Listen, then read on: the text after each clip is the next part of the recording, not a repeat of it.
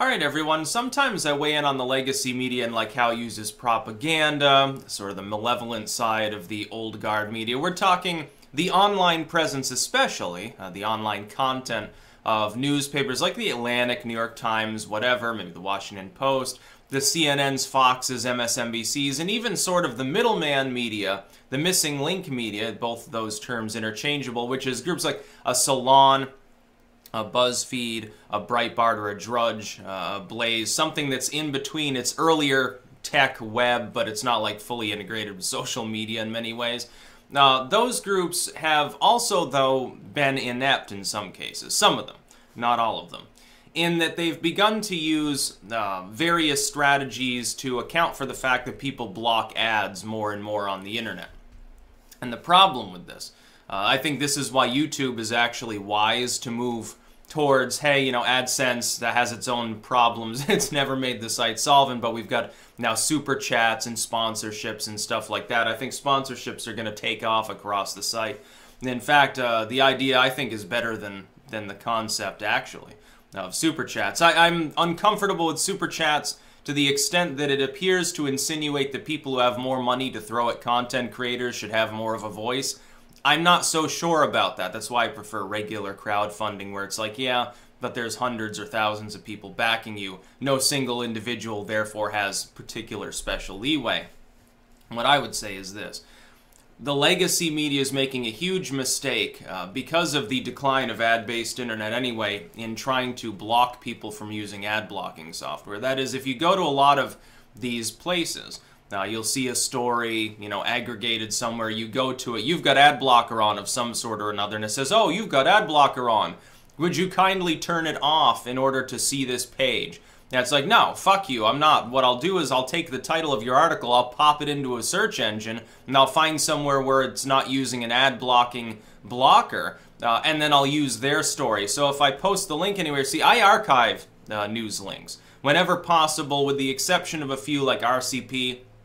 I don't archive RCP, they're fair, I believe they're unbiased, and so I reward them by spreading their material without an archive link. If it's some bias, if it's Fox News or CNN or something, they're getting archived. Most people, though, when they spread these links, and I don't like this, but it's, you know, pragmatically the truth, they don't archive it, and so you're getting clicks on that material. Which are they more likely to spread around? Something that they can't read because it's got some sort of page blocking them unless they subscribe, like they want to subscribe to a half a dozen different fucking news services, or something that's much more simplistic, which is a site that doesn't do that. It's going to be the latter. So, insofar as these sites still primarily get their money from ad revenue, from corporate sponsorship, you know, the corporation says, well, you've got so many views per day on this content, we want to put ads on it, and we'll give you some money for that, and then people click the ads. It's how they get the money, basically. It's by clicks. It's not by views, usually. It's by clicks, by actual engagement, something that's more demonstrable than, hey, some arbitrary number of people saw your corporate logo today. You know, don't really have any statistics on how many that is, because it's just page views or something. That sort of leeway is only going to happen on a few sites. What ends up happening is it's click-based.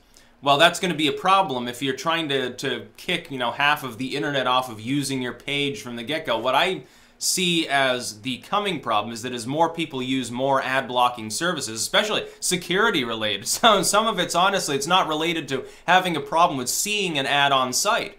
I want to block them anyway because I'm not convinced that they're all secure. There have been cases where something viral does get through, something that you've accidentally clicked on, it's a click-jacking attempt or something. Well, NoScript will block that for me, so I use that service. Adblock Plus or Latitude or whatever it is now, it's a good service, it's not 100% anymore, so you gotta overlap it. I use NoScript, some people use like Ghostery and stuff. Ghostery is a little bit more technical, NoScript's a little bit more no muss, no fuss. But I go to these news sites, somebody like myself, a content creator, who can spread potentially the link to your page to tens of thousands, maybe more, of people by making a video and having your link in the description of that video and saying, oh yeah, there's a link to a really good article here.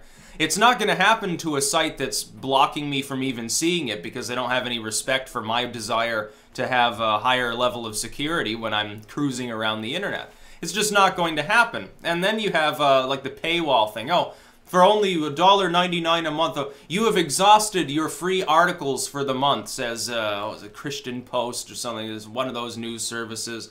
I can't remember. I think Forbes has a paywall. And it's like, okay, well, I guess I won't read your articles. I may read a write-up about your article in one of your competitors, though, that's not happy towards you for what you've written.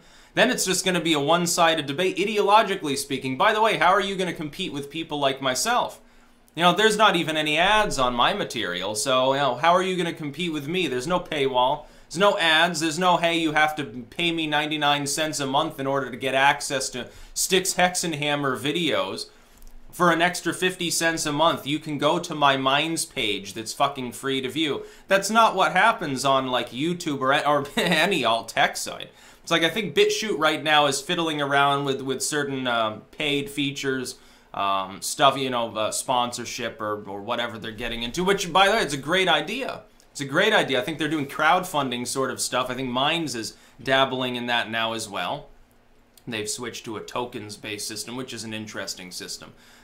There are all sorts of strange developments going on within some of these sites, experiments in basically what amounts to new technological thinking. Some of them will work, some of them won't. Some of them are adaptations of existing stuff on sites that are simply more libertarian.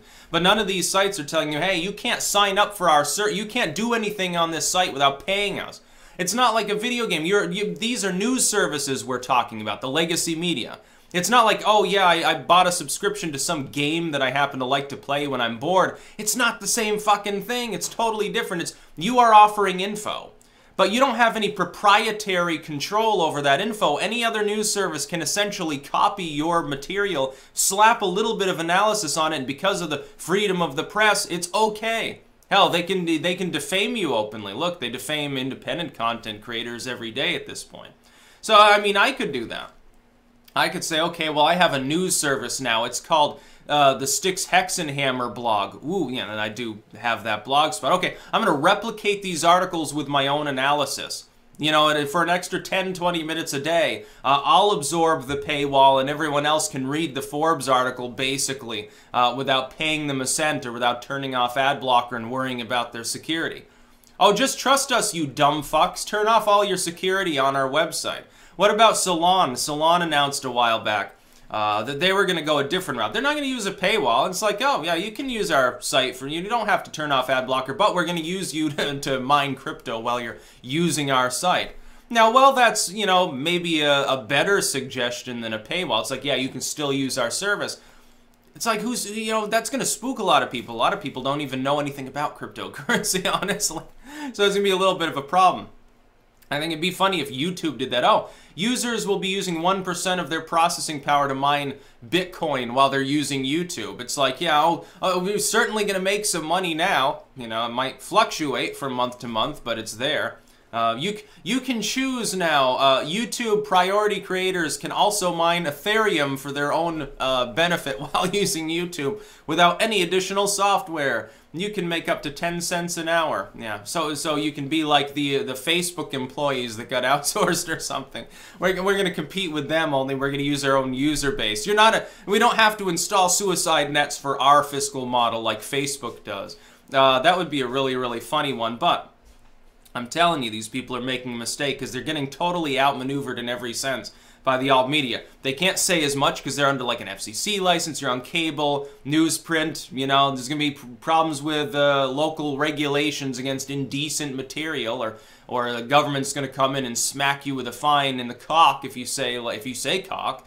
On YouTube, nobody cares. It's like, yeah, okay, you got demonetized. Okay, well, what about those of us who don't take any monetization? Doesn't affect us at all. I can say whatever I want, essentially. And I think that's, by the way, largely that's on that end as far as profanity, obscenity. YouTube has done a good job. Honestly, let's give them credit where credit is due. You're not going to get kicked off of YouTube for saying, damn it. You might get your video put 18+, but it's like, who cares? If you're saying, like, you know, swearing like a drunken sailor, okay, that makes sense, I guess. You know, might as well have at least a little bit of a limited intervention on that and prevent little Jimmy from going to school and replicating that behavior. It's not going to keep little Jimmy from watching it, but it's washing your hands of the situation if you're YouTube, basically. Now, whereas on Facebook, if you swear too much, I think they kick you off, don't they?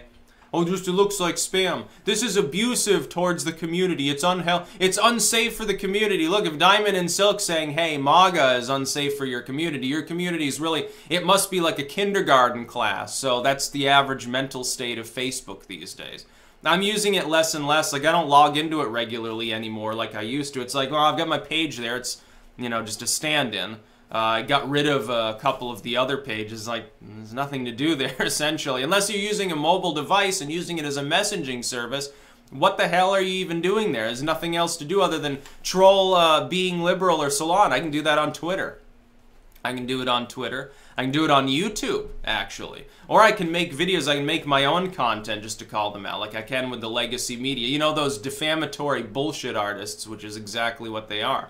Oh, we're going to put up a paywall. We're just going to make money. It's not going to make you any money. Most people just avoid your site. Except for your core fans, which will be a shrinking number. Look, I've seen this same behavior. ICQ chat. ICQ chatting service. They started to die when a bunch of the private and listed rooms began going unlisted or preventing you from joining them unless you registered. It killed the site's traffic because before, people could just randomly show up on the site and maybe they stuck around. It was hit or miss. It's like one person in 100, but when people are searching for different kinds of chat rooms, there's a large flow in, there's a big flow out, but some of that is retained. At the very least, the site remained solvent. It remained virtually as it was. When we began troll raiding ICQ chat, a bunch of rooms closed themselves. They became unlisted, or they prevented people who weren't registered from using them. If a person has never used ICQ, they've stumbled on the site and they don't even know how to register, they're just going to leave. Oh, the site's empty, it's abandoned. Look, there's, you know, nobody here. But they don't understand exactly how it works, especially if they're connecting from within their browser. Therein lay the problem. Over the course of several years, their site dwindled. I have infinitely more traffic now than ICQ did even at its peak, I believe, at this point.